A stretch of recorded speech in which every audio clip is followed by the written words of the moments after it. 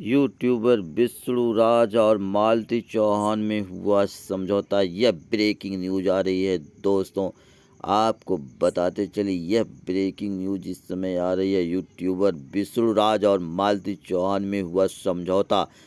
आपको बताते चले यह समझौता कई मायनों में इन लोगों के लिए अच्छा भी है, क्योंकि कई दिनों से इन लोगों का एक प्रकार से कहा जाए नाटक चल रहा था, क्योंकि लोगों द्वारा कहा जा रहा है कि ये व्यूज कमाने के लिए ये लोग ऐसा किए।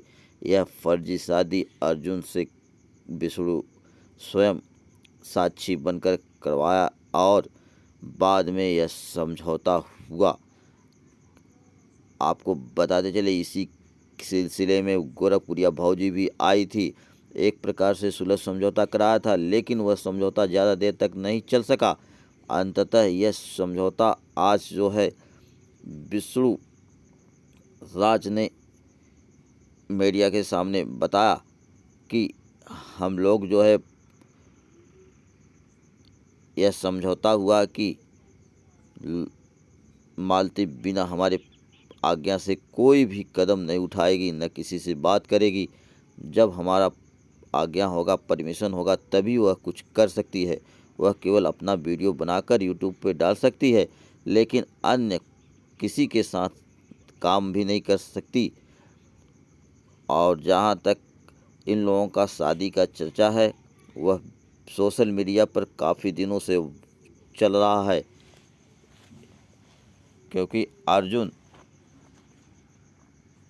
और मालती चौहान का जो शादी हुआ था उसके साक्षी विष्णु स्वयं रहे।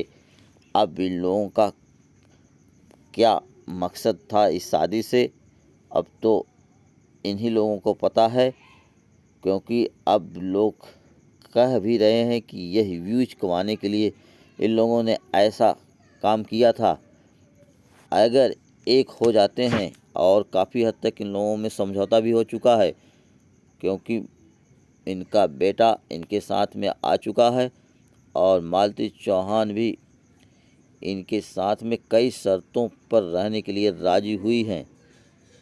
अब देखने वाली बात है यह समझौता कितने दिन तक चलता है, अब तो समय ही बताएगा, क्योंकि इधर कई दिनों से मीडिया में सुर्खियां बटोर रही यह खबर यदि यहीं पे पटाक्षेप हो जाता है तो अच्छी बात है, अन्यथा आप लोग देखेंगे आगे क्या होता है। क्योंकि ऐसे कलाकार लोग अपने व्यूज कमाने के लिए इस प्रकार की वीडियो अक्सर बनाते रहते हैं। लोगों द्वारा यह काफ़ी चर्चा का विषय भी बना हुआ है। स्वयं विष्णु ने मीडिया के सवालों का जवाब दिए और इस बारे में अपना जो समझौता हुआ है उसके बारे में बताए। आइए देखते हैं आगे की रिपोर्ट।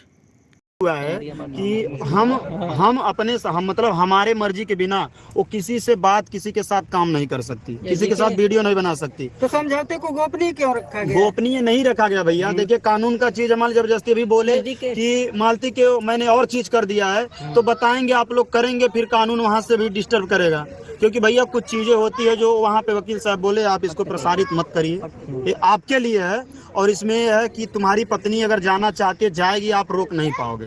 अच्छा, तलाक जो फाइल किए थे आप? हाँ बता रहा, तलाक जो फाइल किए थे ऑलरेडी वो है और उसको पेंडिंग में रखा गया। यदि इनके तरफ से कोई भी गलती आती है तो इनको खुद देना होगा तलाक। इस चीज को लेके वहाँ कहा गया कि अगर ये कुछ गलती करती है। सुलह किया है, सुलह ये किया है, बस मेरा बेटा मेरे साथ रहेगा।